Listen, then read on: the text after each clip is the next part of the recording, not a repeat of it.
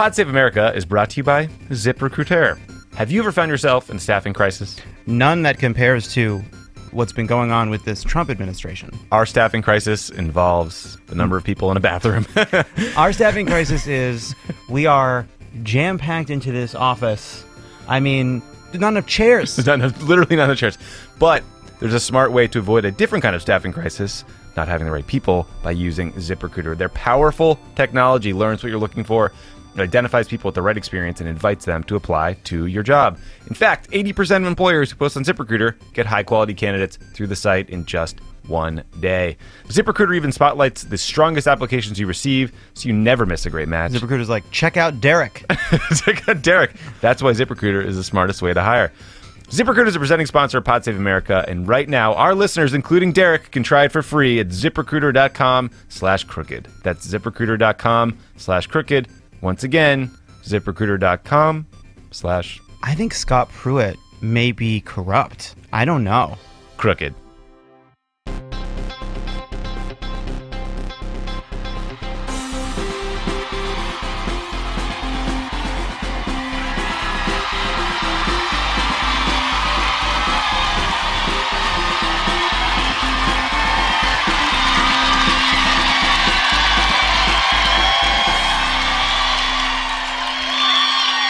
Hello, Clearwater.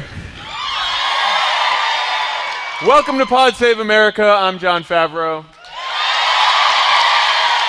I'm John Lovett. I'm Tommy Vitor. I'm Dan Pfeiffer. We have a great show for you tonight. Later, we'll be talking to the founder of the Sarasota chapter of the Florida Rights Restoration Coalition, Demetrius Jifunza. But first, we have some news. Because you guys have come all this way, we're going to start with the fun stuff tonight. We're going to do wild speculation about what our favorite special counsel is up to. Start with the least speculative news, and we'll work our way up. Some time ago, Paul Manafort, Trump's former campaign manager, who's been charged with 32 counts of fraud and conspiracy against the United States, it's just traffic violation type stuff. He tried to get his indictment thrown out of court, and his argument was that Mueller lacked the authority to investigate the crimes he was charged with. In response, Mueller must have laughed very hard, and then he dropped a memo written by Trump-appointed Deputy Attorney General Rod Rosenstein that said, Mueller has the specific authority to investigate Manafort, including, quote, allegations that he committed crimes by colluding with Russian government officials with respect to their efforts to interfere with the 2016 election. That is quite an actually from Bob Mueller. Dan, how significant is this? I would, to quote the former Vice President Joe Biden, this is a big fucking deal. Yeah. And here's why it is, because much of the discussion around Manafort has been, even from sort of the Trump-adjacent conservative world, is, yeah, Manafort might be a crook, but what the crimes he committed are about things that happened long before Trump. It was garden variety money laundering. But now that Mueller has said that Manafort's being investigated for working with the Russians for collusion, help explains why, potentially, this is where we get into irresponsible speculation, that a man with long-time relationships with pro-Putin Russian oligarchs who had been out of politics for 30 years and was deeply in debt ended up managing Donald Trump's campaign. And so for the first time, it becomes harder for the right to dismiss the Manafort investigation as other crimes. It now looks, Mueller hasn't proven anything, but he's zeroing in on Manafort as being part of what may be collusion. I also think this helps Mueller keep his job, right? Because this is not Mueller in a memo saying, I have the authority to investigate collusion. This is Rod Rosenstein, the Deputy Attorney General, who would have to be the one to fire Mueller, should Trump want to fire Mueller, basically saying this investigation is legitimate, and it is an investigation into this man's potential collusion with the Russian government. Unless Trump fires Rod Rosenstein, too. Which of course, yeah. So there were a few other stories in the Daily Beast and the New York Times about Mueller interviewing Russian oligarchs. As they flew into the United States, he just stops them at Dulles Airport and asks them a few questions. That must have been very fun for them. There were stories about how George Nader, who's a UAE advisor and now a cooperating witness for Mueller, how he also has ties to Russian oligarchs and to Putin. Tommy, what is Mueller looking for here? What do you think? What's all the Russian oligarch stuff about? We don't know. I mean, I do think that's the key with all of this is what we're learning about what Bob Mueller is doing is from people that were interviewed and asked questions, which leads to speculation and second and third hand information that gets us to where we are today. It's very useful. We're learning a lot over time. And he's also indicting a whole hell of a lot of people, but we ultimately don't know what he's looking for. That said, if I were a betting man, like I would imagine that he was looking into money laundering or financial ties between Trump and his campaign or campaign advisor and these billionaire oligarchs who are people who are allowed to be billionaires in Russia because Vladimir Putin lets them be billionaires. I think that's an important point. Russian oligarchs don't just they weren't just heroes of capitalism. You didn't create a new algorithm that made Googling faster, right? You were handed an industry by Vladimir Putin during a process, and he said to you, "You're giving me half of what you make, but I'm gonna allow you to live," basically. Love it. What do you think? So,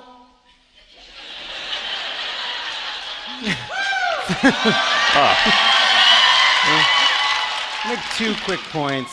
One, reminder about how low our standards are. Dan's point is absolutely correct. The argument in defense of Trump is these many criminals that are surrounding him, many of whom have pled guilty or are currently facing, 5 guilty pleas. Dozens of charges. 5. Dozens of charges that obviously this is ridiculous. These were criminals, but they had done their crimes before and after meeting Trump, not during the time they were specifically working for Trump, when they were at the highest point in American politics. Point number 1. Point number 2, it's a little bit, the Mueller speculation, when the oligarchs landing on the tarmac and then just getting met by Robert Mueller, which is awesome because it's not only like I didn't text him, did you text him? Oh, he knows where I am. He's been thinking about me a lot lately. I didn't know that. I didn't know. I wasn't. Imagine that, like, you were talking to me when you said, "Excuse me, sir." Me? Oh shit, it's me. He's looking for me. What is this square-jawed man seeking? I've never seen a jaw so square. Is this my car? Is this curbside? Are you? I didn't know they let Lyft onto the tarmac. This Uber has siren. Second point. It's a little bit like, again, to the Mueller on the tarmac, it's a little bit like what we see through the witnesses and the people that are talking about what Mueller said to somebody, or what Trump's lawyers are leaking to the Washington Post. It's a little bit like we're watching Mueller recaps of the episode that was on Sunday night. But then when we see the oligarch thing, we realize that, he's already shot the rest of the season. That's definitely a green screen dragon, and that hasn't happened yet. Spoiler. What's happening in that scene? I was careful to avoid spoilers due to previous incidents. What else, John? Yeah, well, some of it has happened in the past. The last bit of news comes from yesterday's Washington Post, which says that Mueller's team has reportedly told Trump's lawyers that Trump is a subject, but not yet a target of their investigation. Dan, what does this mean? No idea. Well, it could mean several things, right? It could mean that Trump is not yet a target, right, which means a subject generally, as I understand it from the attorneys who appear on cable news regularly, is that a subject is someone who is in the investigation that is being looked at. Their conduct is being investigated. But they have not yet found sufficient evidence to believe that they are likely to be indicted, right? So the fact that he's a subject does not mean he will not be a target at some point. Right. Yeah, you can be a subject and a target and a witness. Right? Yes. You want to be a witness. Yes, yes. I mean, you don't want to be any of these You things. actually want to not be on any of these. It's a binary choice. You're in this fucking thing or you're not. I was in 2 FBI investigations of leaks from the White House, and I thanked God every day that I was only a witness because it was scary as fuck. Were you met on the tarmac? No, I was not met on the tarmac. I was met in the Situation Room in a scary FBI building. Okay, well that's... Dan, sorry. Well, I think there's another potential answer here, which is, and this is a larger legal question, which is there is a real debate about whether a sitting president could be indicted. And if it is Mueller's belief that you cannot... Who says his presidency wasn't history-making? First for everything. We're going to break that lowest First last black year. president. First a sitting indicted president. Yes. And if it is Mueller's belief that Trump cannot be indicted, then he will never be a target of the investigation. He will be a subject up until the point when Mueller were to file a report, presumably to Congress, for Congress to adjudicate whatever crimes they will do. Now, were that to happen, Paul Ryan would be unaware of this until the last possible moment. Yes. What? I haven't been paying attention to the news. That's a hilarious stretch. I've heard that the president was indicted, but right now I'm focused on privatizing reform. Medicare, and these kinds of White House stories aren't on my radar screen right now. Some legal experts have speculated that Trump could end up being named as an unindicted co-conspirator if he was involved in this. That's the closest he could get if they didn't want to indict a sitting president, which is not a great title. No. Unindicted co-conspirator. I don't think you'd put that on your resume. You wouldn't use that in a reelect ad. It's actually things in your life have to get so bad when that's a relief. But there's also, I mean, like, there was this whole, it was completely partisan as everything is about Trump that's reported these days. But some people are like, oh, what a relief. You know, he's not a target of this investigation. But there's a whole bunch of ways to interpret this. Like, it could be good news, but it also could be that Mueller doesn't want to tell him that he's a target of the investigation because he knows he could be fired or that could somehow jeopardize the investigation. There's also a conversation that there's an investigation into collusion, but also a separate investigation into obstruction of justice. So that doesn't make you feel a lot better. And they wanted to get him to sit down for a conversation with Bob Mueller and his team, which will unlikely to end well for Mr. Trump. So there's a lot of ways this can go. Well, so that leads to the definite bad news in this story, which was Mueller is working on 2 reports, reportedly. One report is on the Russia stuff, as we call it, and the other report is a report on whether Trump obstructed justice, which is slated to be released this summer. See, here's the thing. Now, originally it was supposed to be a love story. Yeah. And it was planned for a December release. But then when Cameron got in there and he saw the ship sinking, he's like, "This is action. Yeah. This is summer." And they got The Rock. So Robert Costa, who wrote the story for the Washington Post, went on TV and said his reporting told him July or August is when this report is supposedly coming that Mueller is going to finish about whether Trump had corrupt intent when he fired Comey. Of course he did. When he tried to protect Flynn from being fired. Of course he did. So will we see these reports? What does he do with these reports? Well, there are a couple things about this, which is Robert Costa is a great reporter and he's very well sourced, but Mueller does not leak. So what Costa is reporting on is what reportedly Mueller's staff potentially told Trump's attorneys in the negotiations around Trump's potential interview. One of whom just quit. Yes. One of Trump's attorneys, yeah. Yes. And so it's not... So big caveat on this big whole caveat story. there is that... Because Trump's lawyers aren't known for telling the truth necessarily. So you have you have Mueller's very crack staff who don't leak and don't show their cards, and then you have a bunch of third-tier attorneys who lie a lot. So it's like the truth is somewhere in the middle. And who get drunk at outdoor restaurants in Washington and spout off in front of New York Times reporters. Yes. So, not a great idea. I will say one thing, though, that if you read a report about a man in San Francisco spontaneously combusting, it will be the day that I wake up, open up the Axios newsletter, and read that Trump being named an unindicted co-conspirator was a win for him. Get ready for it. That speculation wasn't fun. But if he does do this report, it would be a report that he then delivers to Congress, to the leaders of certain committees in Congress. But he does have to give it to both the majority and minority on these committees. So Democrats will see this too. And then I believe if he does not want to make it public, those committees can vote to make the report public. Which again, of course, the Republicans wouldn't do that, or we hope they would, but probably not. So that would be one more reason for us to win Congress back, if Mueller does issue such a report. But I think that's an important point about this, because this target subject thing, it's speculative and also ultimately a side point, because we've talked about this before, but this is politics. Impeachment is politics, but but so is the outcome of this report, right? If what Mueller is going to lay out, it's going to make an argument. And what happens next depends on how compelling that argument is and how much pressure it puts on people to act on it, whether he's called an unindicted co-conspirator, a conspirator, or just a lovable old racist who fell in with the bad crowd.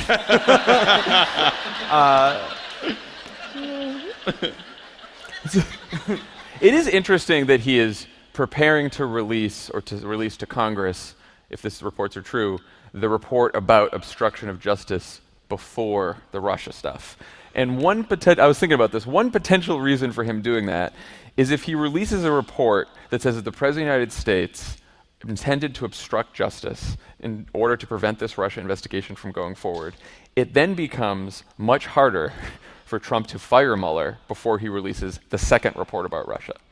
Or maybe Mueller just has a flair for the dramatic, and the second report is going to blow our fucking minds, right? We don't know. Maybe in this case, the sequel will be better. Like The Godfather.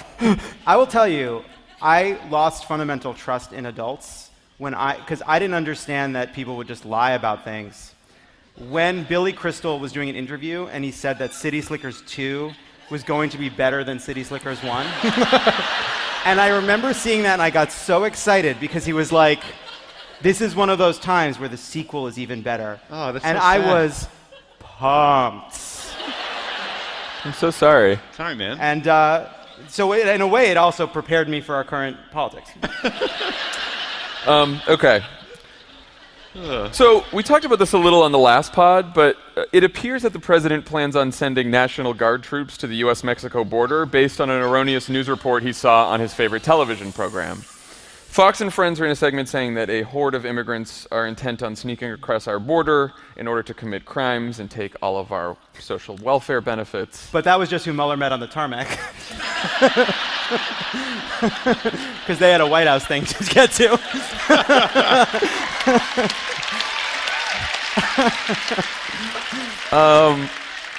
So this got Trump very angry watching this Fox and Friends. He's been talking about it nonstop ever since. He's been tweeting about it. Today he was giving remarks on tax reform, something near and dear to just Paul Ryan's heart.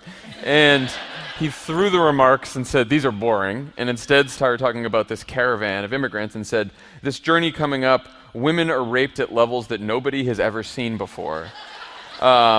This is what he said about this caravan. It's not even like it's a lie that is based on a shred of truth that was somewhere that he just sort of exaggerated. Like, he just sort of made this shit up. What is the truth about the migration, all the people that are coming here from Central America? Tommy? I mean, a lot of them are from Honduras.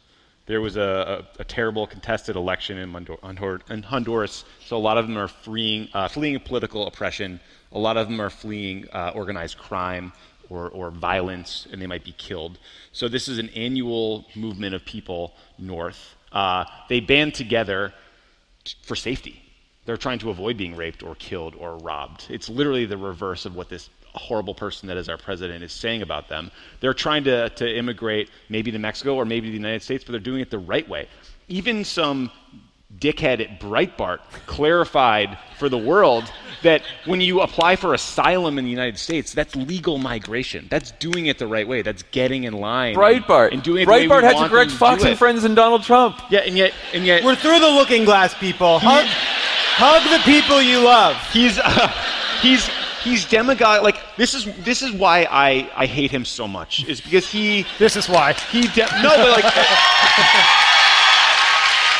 it's because like he can punch low energy Jeb and little Marco and like other powerful people, and like I kind of like that. The part Marco of it. thing's compelling, yeah. But it's like when he pounds on the people who have it the worst, it's when he reveals his true character, right? When he tells like transgender people who are kicked around by society all day long that they can't serve in the military, or people that are like fleeing for their lives, that they're rapists somehow, or that they're doing the wrong thing, when they're actually trying to do the right thing, he reveals his true character. And it's all because of a Fox and Friends segment that is just racist. It's purely racist.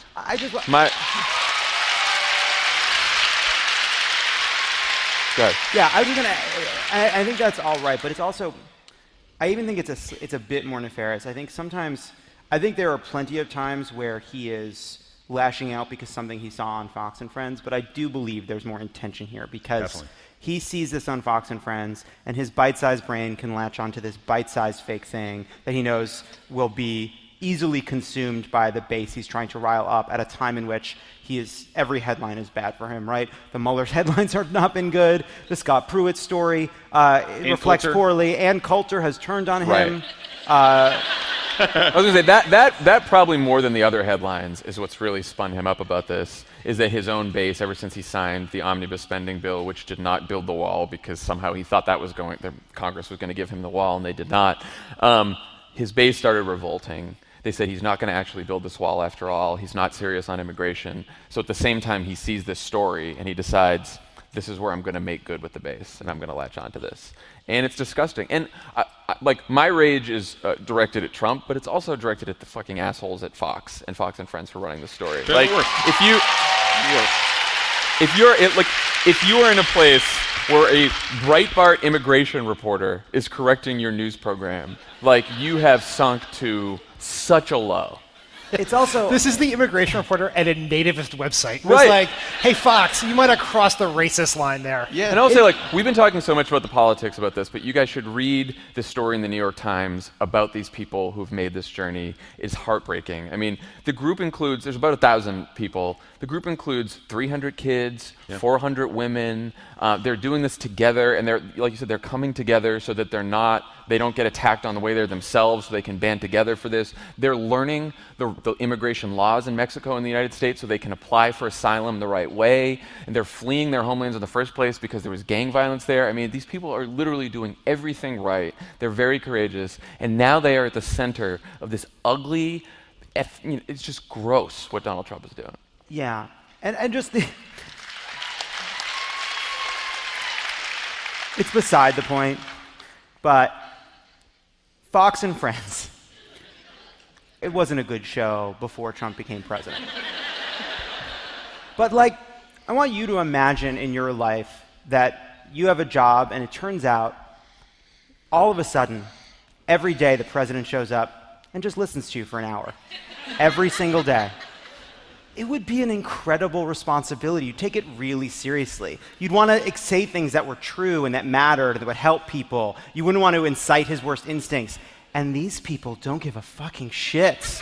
They don't care at all. They are using it for the most despicable purposes. The guys on Fox and Friends don't give a shit about the caravan. They don't care about the caravan. Here's the thing is, they're all facing a problem, both Fox and Friends and Trump and like Republican-based strategists. In that, so the Daily Beast ran a story that there was a spike in border crossings in March, but the Trump administration recently closed down immigration detention centers on the border because the crossings had been down so sharply. So they're not getting as many people crossing over the border illegally, and this is a problem because they clearly want to run on immigration in 2018. I mean, if there's anything more symbolic of like where the Republican base is right now, it's Donald Trump throwing his tax reform remarks over his head because they're boring, which is what Paul Ryan wants to run on, and saying, I want to talk about this random story about these people coming in through Mexico. That's what they want to talk about in 2018, Look, right? Everyone has a home base. And Trump's home base is to scare white people about non-white people. He always plays the old hits, and that's what it is. And you're exactly right about Fox. Because it wasn't like Fox did this on purpose. They laundered this. They found a point of outrage. And it wasn't just Fox and Friends. All fucking day long, whether there's the news people or Tucker Carlson or whoever else, they gin this up because they're in this symbiotic relationship with Trump of terribleness where they say something, Trump applauds them for it, so now they report on Trump saying it again, so maybe if they talk about it more, he'll tweet about them, and it is really one of the most dangerous and damaging things to our country is what Fox is doing to our president. Yeah. I just want to tell a quick story about Fox and Friends. In like 2005 or 6, they reported that when Barack Obama was 6 years old, living in Indonesia, he attended a madrasa, aka January like 16th, 2007. Okay. So basically, that's pretty good. Basically, Fox and Friends reported that Barack Obama went to a school for Islamic extremists. And Steve Doocy, there's this incredible clip if you look on YouTube. He goes, "This is huge!" This fucking moron says this. And so I'm the Senate press secretary at the time, and I call and I yell like I've never yelled before. Like I left my body. I was just screeching at these people. And I got run up to like a pretty high-level guy named Michael Clemente at Fox News, and he told me, "Calm down. Fox and Friends is not a news show. It's an entertainment show. And this is the show that our president looks to get his news, not the PDB, not his policy advisors, not anything else, a show that their own network calls an entertainment show." And I will say, just as a coda to that story, if you look on YouTube today at that clip, about 90% of the views of that Doocy clip are me, Tommy, and Robert Gibbs. So we have watched that so many times. I made it my ringtone. And he didn't go. I'm just sorry, just to, again, coda on the coda, it was not a madrasa. No, he filled out. So one last question on this. So this is their plan for 2018. They want to find these stories about immigrants to scare people with, whether it's a murder that was committed somewhere or a crime or MS-13 or hordes coming over the border. How do Democrats respond to this? Because you could see one school of thought where people say, we shouldn't respond to it, we shouldn't talk about this, we got to pivot and talk about healthcare and taxes and the economy, which of course is our message. But then you also see another line of thought, which is like, we actually have to stand up for this and say that it's wrong. So how do Democrats balance sort of the need to be on, the economic tax cut healthcare message, but also address these things? I think you have to say it's wrong and then explain why they're doing this. Yeah. Because they don't want you to know about the corruption that's happening all throughout Washington, to what Scott Pruitt's doing, to how Paul Ryan's wealthiest donors got a huge tax cut and then turned around and gave him a $500,000 check. So we have to call it out as wrong. I do not want to be part of a party that turns a blind eye to this, because it is horrendous racist bullshit, and we have to call it out. And our voters will be pissed if we don't. Yeah. But also remember that we don't play into their game, right? So call it out and then explain why they're doing this disgusting stuff, because they can't talk about they don't want to talk about these other issues, then say what those issues are. Yeah. And I think arm people with the facts of like what the real story is here too, because until I was preparing for this podcast, I didn't even know, because all you see is the coverage of the fight and you don't actually see the facts of what's happening. Yeah. Credit to BuzzFeed for sending a reporter down with this caravan of people, interviewing them and telling us who was there. Yeah, they did a great job. Dan, you mentioned Scott Pruitt. We call that a segue, John.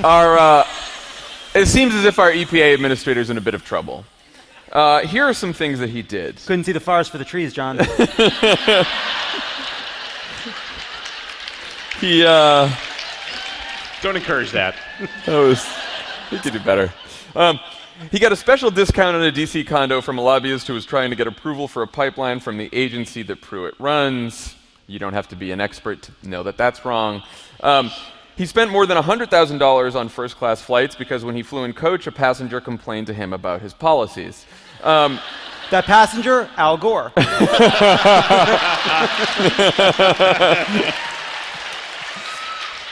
He used a loophole in the Clean Water Act to give his favorite political staffers huge raises even after the White House said he couldn't. But I just want to pause and say, I just learned from you that it was from a loophole in the Clean Water Act. Yeah, that's it. He found that. He was very resourceful. He paid $43,000 for a soundproof phone booth. What? I don't even understand that. Who uses the phone? I guess you don't care about noise pollution. Oh my God.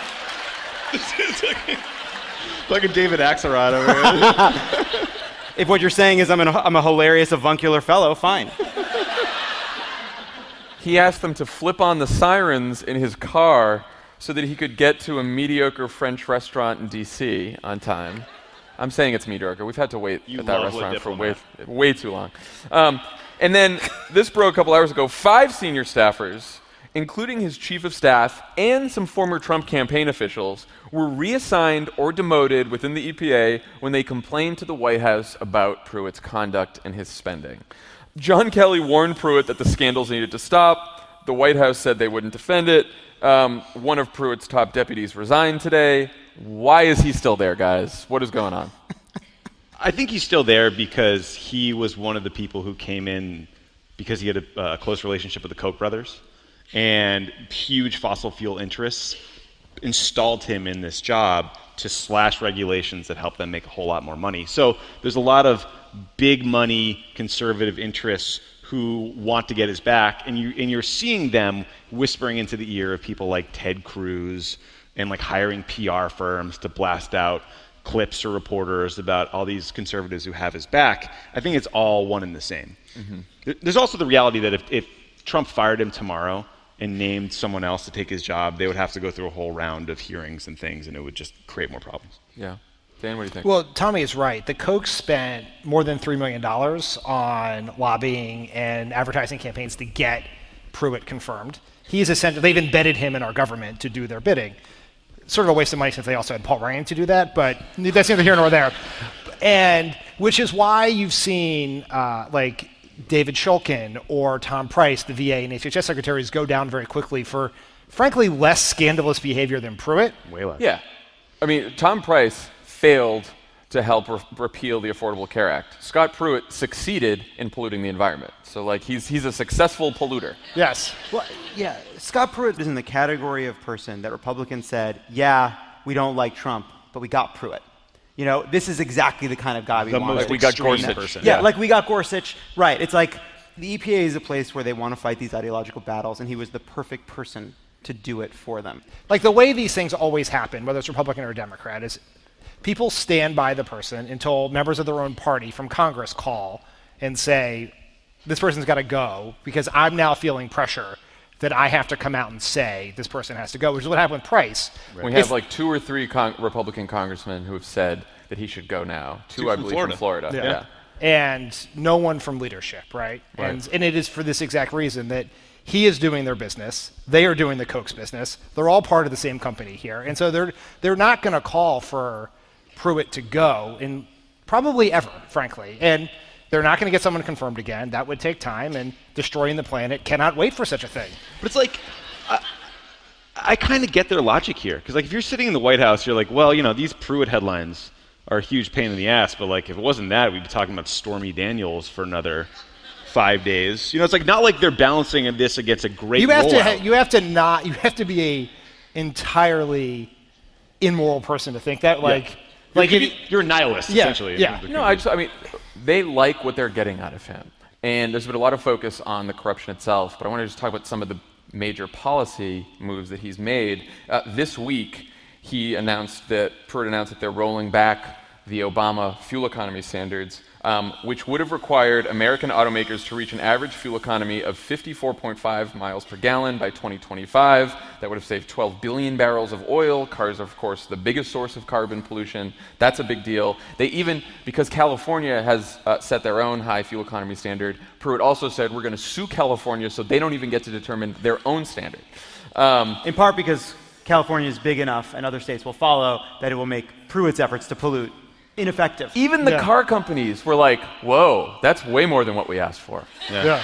I mean, and then he's trying to roll back the Clean Power Plant Act, which allows power plants to pollute as much as they want. He rejected a ban on pesticide linked to nervous system damage in children, postponed a rule mandating that chemical plants warn the public about safety issues. I mean, this is some really bad shit here. Yeah, Mulvaney at the CFPB and Pruitt at EPA are truly like foxes letting other foxes. It's a more sophisticated operation than one fox. It's a gang of foxes. One fox watches for other chickens and reporters while the corporate foxes go in and rip birds' heads off. We sort of gloss over. We're very focused on using the sirens to get to the mediocre, overrated French restaurant, and that is bad, and we should put it. But we do sort of gloss over the fucking insanity of the fact that one of our parties not only doesn't believe in climate change, but is actively trying to make it worse. Hasten it. It's so fucking crazy. And here's the thing. Every one of these fuckers knows climate change is real. They're not all idiots who didn't take science, but they are addicted to oil money and Koch brothers money, and they call the shots. And so we live in a world where we're just going to try to end the planet sooner if Republicans are in charge. And we've now accepted that within the confines of dumbed down political discourse as, well, there are two sides to this issue. We know Democrats are right, but, well, Republicans believe in this, so we're just going to make the planet worse. And it's just so fucking crazy. And they're not just outliers. They are global outliers. Yeah. They are the Republican leadership in Washington, Scott Pruitt, they are part of a global no other outlier. party in the world, even the National Front Party in France, the right-wing Marie Le Pen party, they believe in climate change. Bashar al-Assad joined the Paris deal. Right. Yeah. Kim Jong-un, part of the Paris deal. Yeah. You were to the right of Kim Jong-un on this. It's not good, guys. Which is going to really help Kim Jong-un in the Republican primary.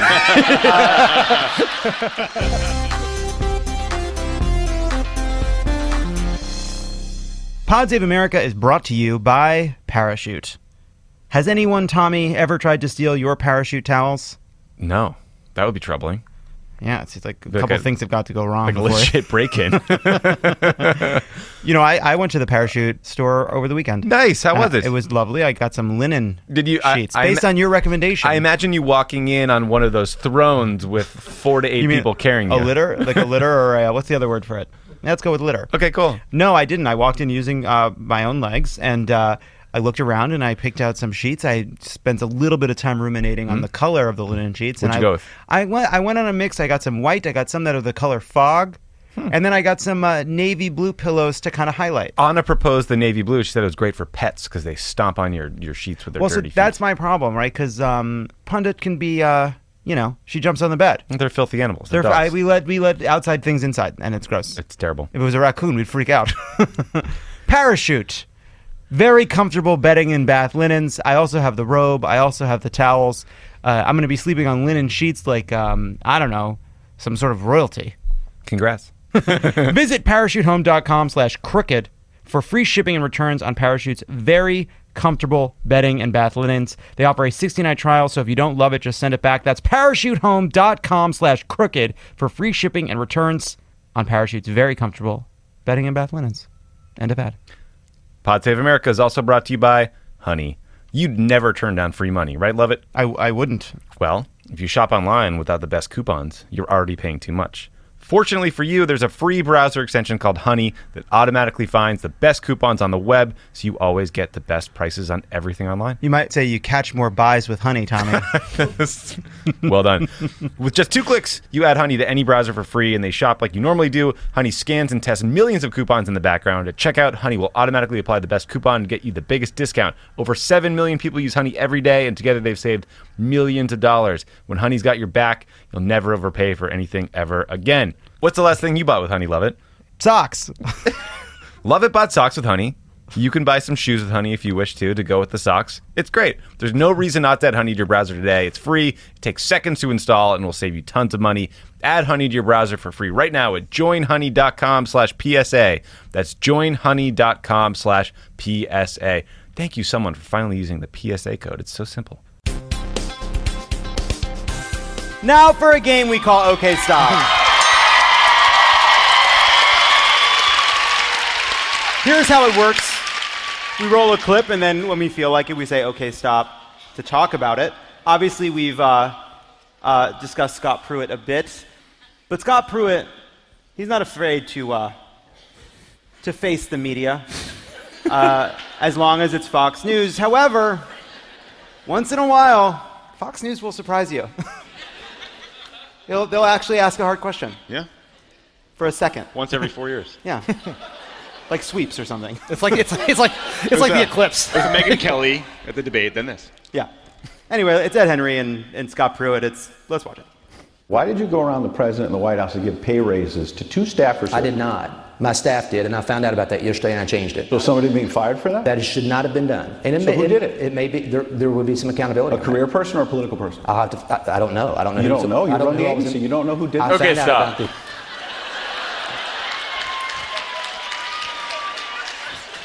How long until we find out he was absolutely lying here? Like, These we have found- staffers, we have these found staffers out- just gave themselves pay raises. Is that what I they think did? we have found out since this happened, like 6 hours ago. I'm just loving the rat-a-tat. Yeah. Yeah. The just very fast, very punchy. You don't see this on Fox. No. Yeah. Raises are friends of yours, I believe, from Oklahoma, right? They are staffers here on the agency. Then they're That from have- they're friends of yours. Well, they serve a very important person. And you didn't know that they got these large pay raises? I did not know that they got the pay raises until yesterday. One of your friends from Oklahoma got a pay raise that's the medium income. They did not get a pay raise. They did not get a pay raise. They did? No, they did what- not. They did not. I stopped that yesterday. Okay, You stop. stopped it. I didn't know about the pay raise, but they didn't get it.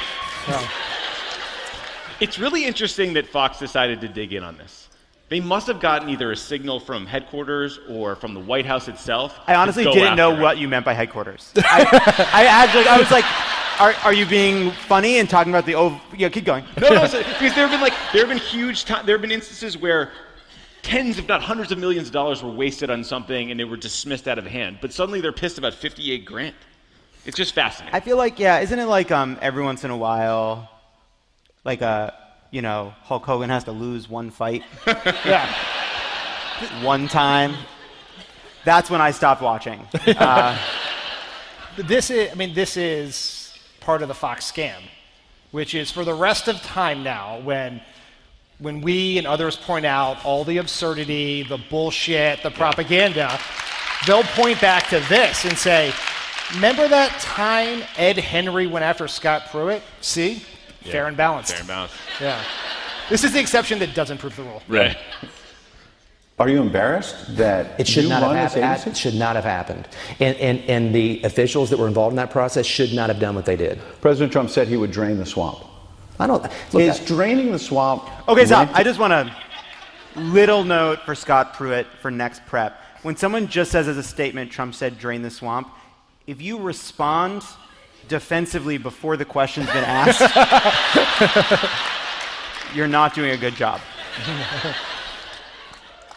An apartment from the wife of a Washington lobbyist.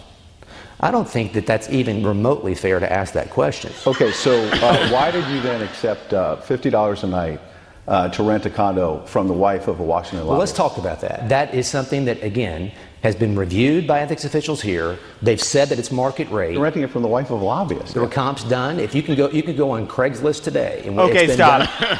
I'll make a deal. That's I'll make a that's deal. another sign that you're not doing well. Yeah, you don't want to mention Craigslist when you're the EPA administrator.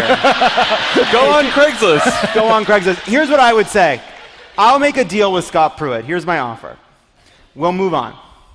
However, I'm going to find you a room in D.C. for $50 a night.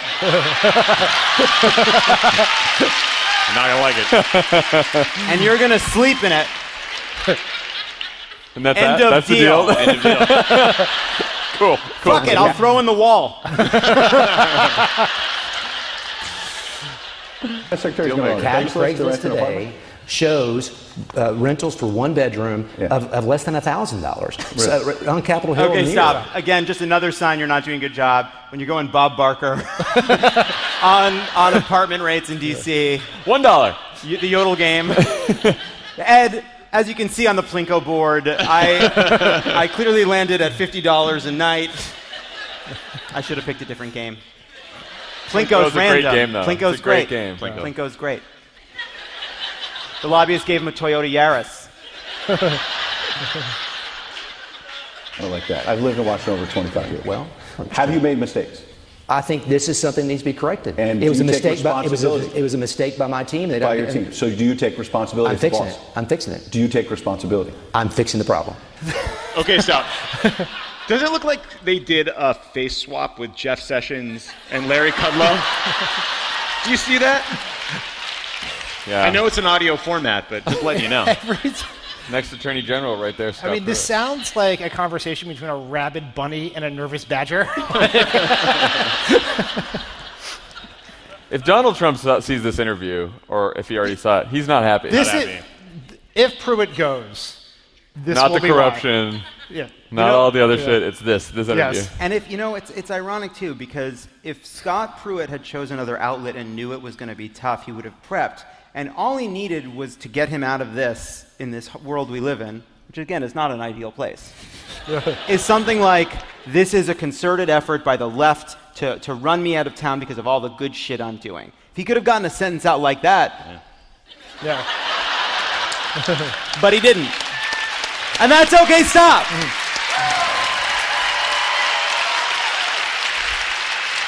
We will be right back with our interview with Demetrius Jifunza.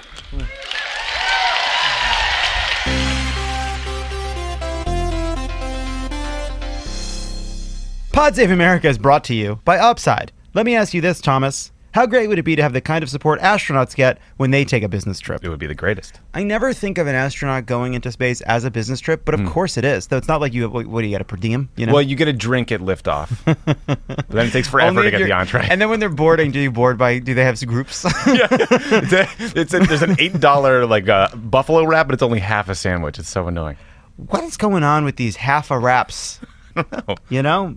Anyway. Upside will be your mission control, looking out for you every step of the way, handling any problem that might pop up. They've got a team of specialists working 24/7 to make sure your flight, hotel, and car rental all go off without a hitch. And let's say your scrubbers are circle, but they got to fit in a square hole because you've moved from one part of the ship to another part of the ship due to an explosion that still to this day is unexplained. Have you ever experienced that level of service before? Yes. No, I mean. No, you haven't. Not until you used Upside. For easy booking, competitive prices, and a team that always has your back, go to upside.com/crookedmedia to book your next business trip. Sign up today for your free account and get a free pair of Bose headphones on your first business trip. That's upside.com/crookedmedia. $600 minimum purchase required within 90 days. See site for complete details. Pod Save America is brought to you by the Cash App. It's brought to you by the Cash App, guys. Love it. I thought it was pretty compelling the way you tried to neg our listeners on Monday. I'm going to be clear. I don't give a shit what these people do. You hear me? And I'm talking to you. You're listening to this. I don't care what you do. Derek. Download the Cash App. Don't download the Cash App. You can lead a listener to water, but you can't make them get $5 just for downloading the thing, you know? Like that classic expression. Yeah. We're switching to the Cash App. We're not using the other payment apps anymore. You put in the code PODSAVE. You get $5. $5 goes to Moms Demand Action, which is raising money to fight for common sense gun control across the country. A lot of people are switching to the Cash App. I know there are other apps. I know maybe your friend group is all using another app right now. Fools. But you think about it. You have 15 friends. That's $75 if you guys just switch together and then decide to buy something. You know, like some discount Easter candy, like what I bought for the office. If I bought for the office, so much Easter candy. I said, I went to the interns and I said, I have bad news. One of you must go to CVS and buy the exact right amount of candy for the office because it's after Easter and that amount was no candy. It's Jewish tradition to buy Easter candy at a discount and have it. And with the Cash App. With the Cash App. Code is PODSAVE. Download it. Do it right now. He is the founder of the Sarasota chapter of the Florida Rights Restoration Coalition, Demetrius Jifunza.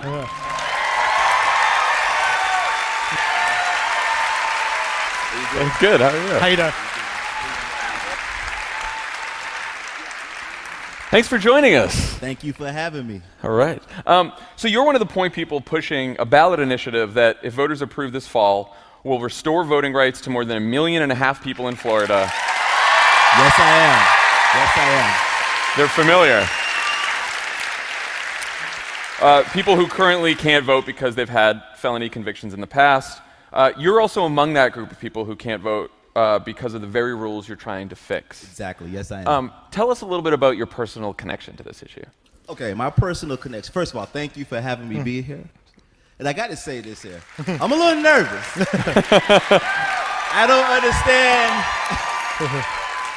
I don't understand how we just got entertained and educated talking about Trump and the issues that's going on, and then you bring this criminalization stuff out here on stage. Y'all don't get that. But good mix here. To be honest with you, I had just turned 18 years old.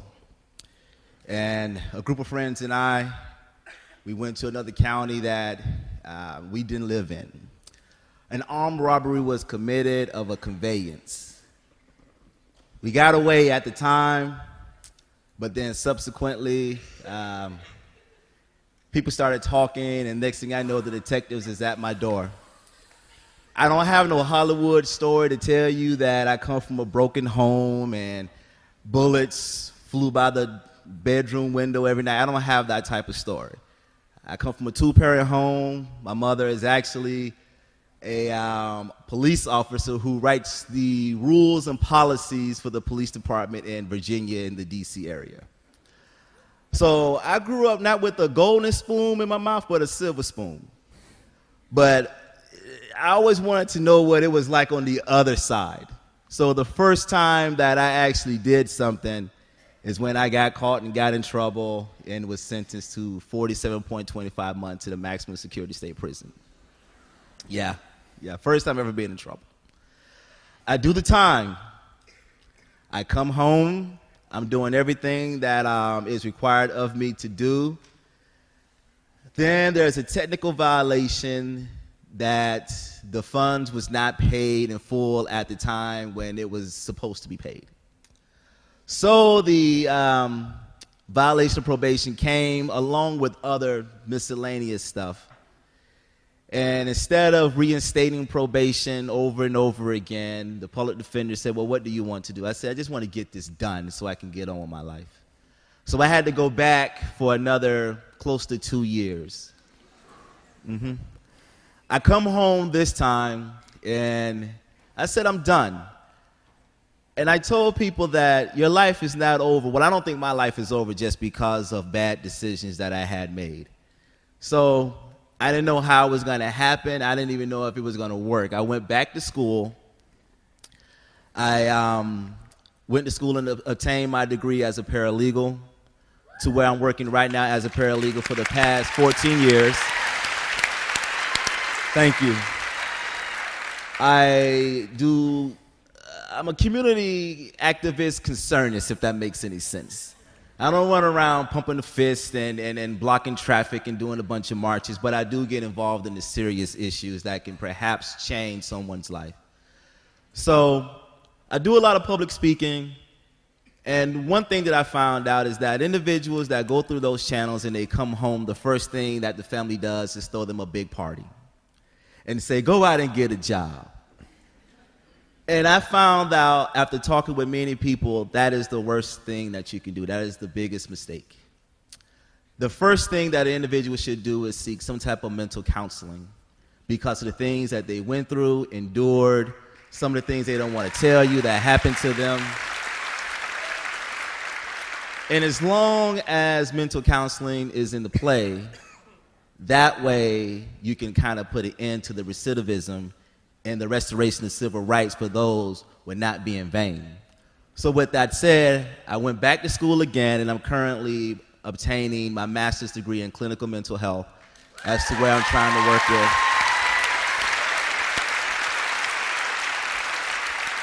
And my main focal point will be working with those offenders and the families of those offenders, because it's just not the person that's in jail or in prison. It's also the families it affects, and we don't pay attention to how that actually affects the family. I probably rambled a little bit, but that's a really powerful story. But so, that's a little bit about me. Among many things you're doing, there's also this ballot initiative on the ballot here that John mentioned in Florida that, if it gets 60% of the vote, will restore rights. Can you tell us a little bit about that initiative and what you're doing to pass it? Exactly. What happened is that I'm also the vice president of the NAACP in Sarasota. And at a state conference, I met a good individual who became a good friend, and now I also consider a good brother, Desmond Meade.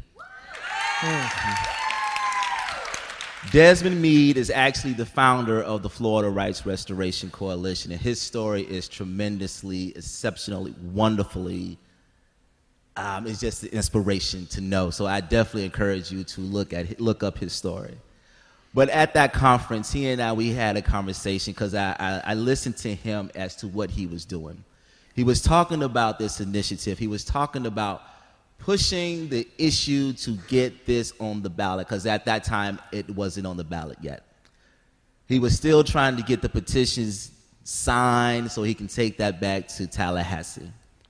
After hearing I had a conversation, I said, I tell you what, whatever you need me to do to support you to get this done, I am on board. He said, I need you to go ahead and start a chapter in Sarasota. So what we did is that we went ahead and that we got the petitions and we went door to door asking registered voters, how do you feel about the restoration of civil rights for former felons?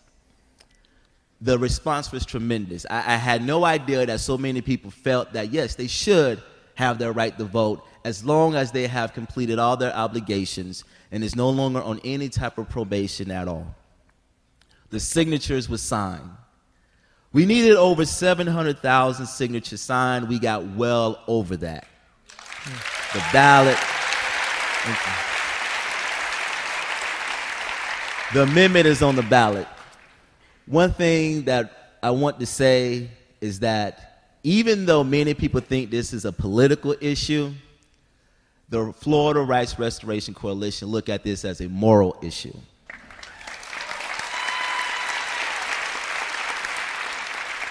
Reason I say that and why it's so important is because the only way that this got on the ballot, the only way this got this far is that we set aside political beliefs, religious beliefs.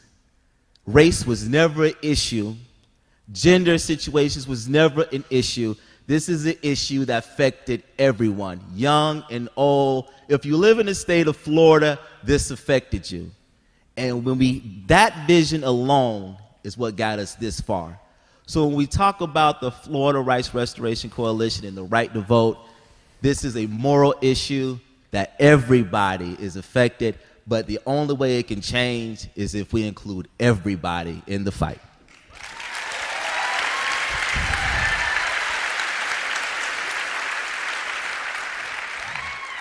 What is the case that you make to people about why they should support this issue who may be skeptical at first? Great question. Now this is me. I always talk with people, and when I'm speaking with them, for some reason they don't look at me as a former felon. Yeah, are you just a college professor, or are you this, or are you that, or yeah, you're a paralegal and everything. And then after I tell them this story about an individual that was arrested in the county he'd never been in before, he did time, and after we go through the whole dialogue, I look at him in the eye and said, that was me. So it's like they do this, oh, wow, okay. But after I see the nervousness in them, I say, the reason why you really should support this for safety. I would rather have a person live next to me as my neighbor that has went through those channels, feel that he or she can get a fresh start at life by doing the things they want to do. Instead of feeling like my life is over, I can't do nothing, so what else should I do? When a person feels like there is no hope, when a person feels like their life is completely over, they are likely to do anything. So to answer your question, I tell people, would you want me to be your neighbor if I was still thinking the way I was? Or would you want me to be your neighbor with a college degree, standing on and sitting at the table of other individuals, fighting for policy changes, living a productive life and raising a family?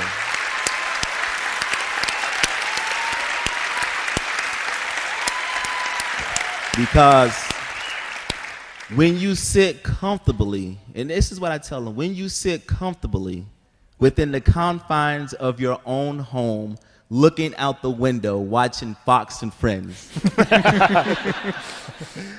and saying, someone should do something about that. Well, that someone is you. Allow these individuals that have a voice by voting, and it's not just voting, it's other opportunities. When this bill is passed in November, the very next day I'm applying for my notary license. I am notarizing everything.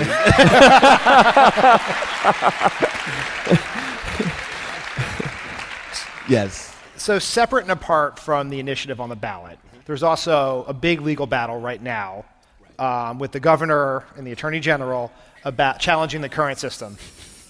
That means they don't like it. They're familiar with it. They're familiar with this. They don't like it at all. Under the current rules, which the governor and the attorney general are fighting to keep in place, it can take as long as 9 years for someone to be able to have their rights restored. Right. What is the impact of the system as is, and what would you say to the governor and the attorney general about their efforts to keep the system in place? First of all, I would question his moral authority on that.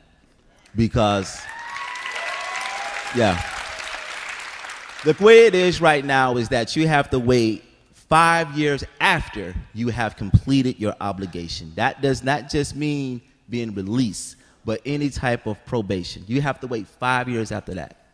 Then after that, you have to wait another 7 years before they would even consider you being able to file. So you do the math. During that time, you can't even have nothing as a traffic ticket at all. And there's no guarantee they're going to look at your case. So when you do the study and you study the statistics as to how often they look at the cases that comes on his desk and how many people he either gives a pardon, it's ridiculous. So now you have so many, and I don't have the number in front of me, but you have countless amount of individuals that cannot vote or have a voice in the state that they live in. I question the moral authority of an individual that feels that's okay, because when we're talking about voting and changing, how is it that I can go to work, raise a family, and pay taxes, but I don't have a say-so in the state that I pay taxes at?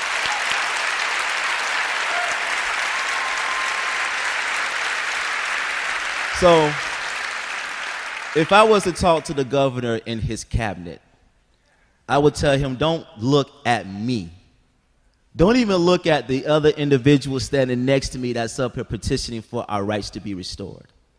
I want you to look at your own family that you don't talk to on a regular basis. I want you to talk about the family that you know has been in trouble, but either you have done something that was able to get them put to the front of the ballot to where they can have their rights vote, or you just don't talk to them at all.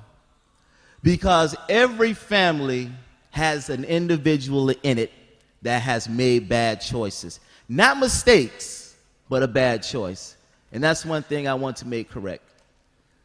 I made a bad choice. I cannot sit here and say that I made a bad mistake. A mistake is if I just tripped and fell on stage and you guys are laughing at me. That's a mistake I made. But a choice, knowingly doing something that you know not to be right, for whatever reason you did it, when you are able to recognize that you made a bad choice and you make no excuses about it, and you can stand up in front of all of these people and talk about it, why not can I have a voice to continue to talk about it?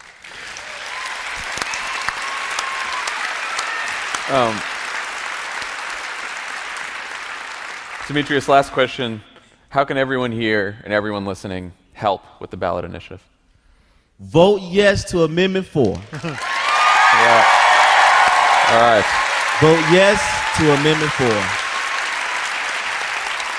I will even go on to say that even if you do not agree that former felons should have their rights to vote, I respect that. I respect that. But I will tell you that you have neighbors. Your children will go to school of family members and parents who may have a felony also. You will go to jobs, stores of people that have a felony conviction. If you believe that you should have a voice in your community, if you want your community to be as beautiful as you imagine it, then you should allow everyone to have the voice to help you clean it up. Fantastic. Thank you. Thank you, Demetrius. Thank you. Would you mind sticking around for a game? Again. All right. Sure. We have a little game. Yeah. Hey, everybody. Nice job. Before we start the game, April Parsons tweeted while we were off stage, okay, either T-Veter 08 Or at John Lovett just went to the bathroom with their mic on.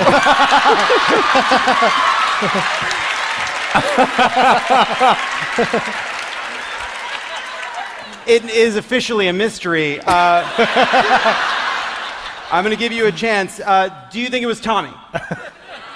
Vote. You're going to vote. Do you think it was Tommy? Or do you think it was me?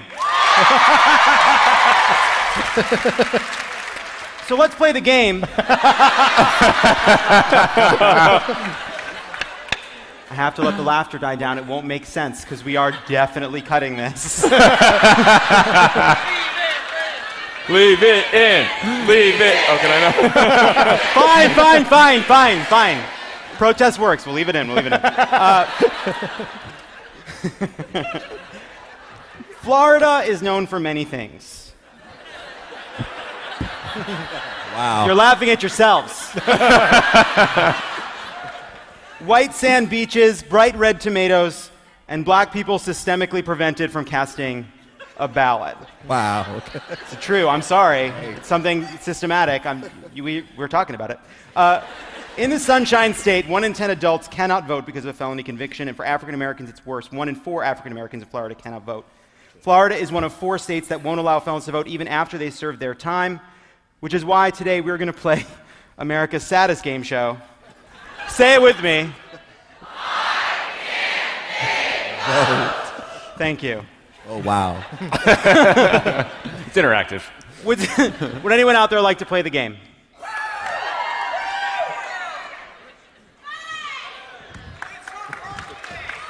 It's a lot of people's birthday. Ooh, good. Hi, what's your name? I'm Bobby, but happy birthday, by the way. Hi, Bobby. Where are you from? Bradenton, Florida. Nice. Are you ready to play the game? Of course. Question number 1, and you guys all have your answers. You're ready to go? Question number 1. Here in Florida, which of the following crimes is considered a third-degree felony, landing you in jail for up to 5 years and taking away your voting rights permanently? Is it A? Using tax dollars to visit your own private club every weekend where wealthy, middle-aged white people dressed in Botox and ill-fitting clothes praise the corporate tax cut while hurrying the vodka into their systems to squash the dull, sad feeling in the gut that never passes anymore? Or was it B? Telling kids from Parkland during a CNN town hall that you support raising the age to buy a rifle to 21 while actually pushing legislation that would lower the age to 18 in Washington, D.C. Wonder who would do that. It's Marco Rubio. Was it C? Possessing 20 grams of marijuana. Or was it D? Taking off your socks while on an airplane. Bobby? I'm going to go with C. It was. It's possessing 20 grams of marijuana. Now, I wanted to know what that looked like. Shut up. Can we go to the next slide? That is 0.75 ounces of oregano leaves, which is about 21 grams worth. So the tiny jar of McCormick's oregano, that is the amount that can cause you to lose your voting rights forever. Very good on an audio podcast. It's small. It's very small. Question 2. Did Bobby get it right? Yeah, he did. Question 2. Which of the following did not result in the disenfranchisement of Florida voters? Was it A? Immediately after the Civil War, the Florida Constitution and laws were written with the explicit purpose of disenfranchising African Americans. At the same time that felons were stripped of voting rights, state legislators introduced black codes to increase punishment for crimes that formerly enslaved people were more likely to be accused of, such as loitering, vagrancy, and stealing cotton. This felony disenfranchisement, along with the poll taxes, literary tests, and residency requirements, effectively stopped black people from voting altogether. Was it B? In 1985, when a boy from out of town who looked like Kevin Bacon tried to get his whole high school dancing, even though dancing was a crime in this culture.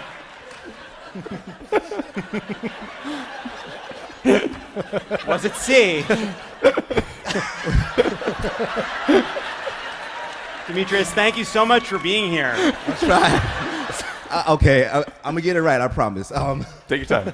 In 2000, when Florida, led by Governor Jeb Bush, attempted to purge tens of thousands of people from voter rolls in the guise of removing felons and other ineligible to vote, which led to the improper disenfranchisement of countless Floridians, especially people of color?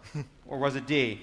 In 2011, Governor Rick Scott and the Republican cabinet repealed a measure that allowed for the automatic restoration of voting rights for hundreds of thousands of former felons in Florida. So, Bobby, which one did not disenfranchise people in Florida? I'm going to have to go with B on that one. You're right. Little trivia. That's actually the plot of Footloose. May not have picked that up. Question 3. Some Republicans argue felon disenfranchisement is fine because they can always file for clemency. In Florida, how does a convicted felon get clemency? Is it A? Promising to only commit crimes if you can afford a lawyer who knows everybody and is like a legend in this town, and your dad can let the prosecutor know through a friend that you're a good kid and you've never learned your lesson, and this will screw up your water polo scholarship, and who wants that? Nobody. Or is it B? By wearing a Dwayne Wade Miami Heat jersey and blasting Pitbull song Timber out of a boombox on the lawn of a local judge. High risk, could work. Is it C? It seems like they suffer from the influenza thing. Nah, see, tagging all other criminals before you get tagged. Could be how it works. Or is it D? Filing paperwork at least 5 to 7 years after your sentence ends, including probation, then waiting years and years and years and years to get a response, and when you do, you probably won't get it because 50% of applicants get denied before they receive a hearing.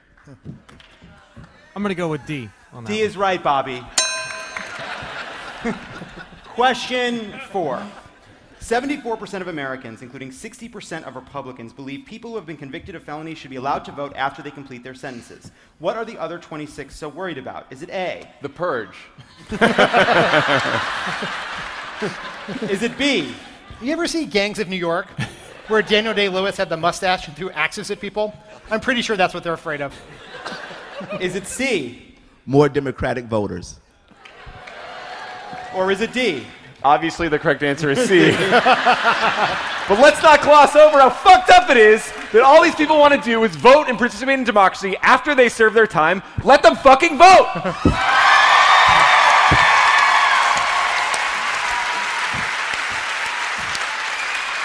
Bobby, you're stalling. We need an answer. It's C, but also let them fucking vote. Bobby, you've won the game and the parachute gift card. Thank you for playing. Say it. And thank you, Demetrius, for being here today. Thank you for having me. Thank you. Thank you so much. Thank you guys, you've been wonderful. Everyone go vote, go register, see that crowd guy. Let's see you later. Don't feed the alligators. Don't feed the alligator.